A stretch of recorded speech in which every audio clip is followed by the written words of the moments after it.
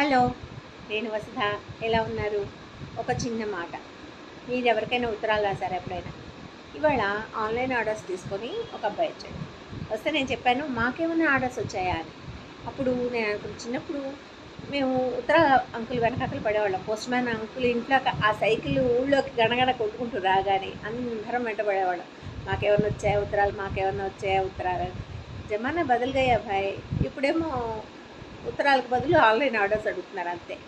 ఫోన్లు వచ్చేసాయి కదా, ఇంకా ఉత్తరాల ప్లేసులో. కానీ ఉత్తరం ఎప్పుడు కూడా దాని ప్లేస్ దానిదేనండి. నా నాకు మాత్రం ఫస్ట్ ప్లేస్ దానికే.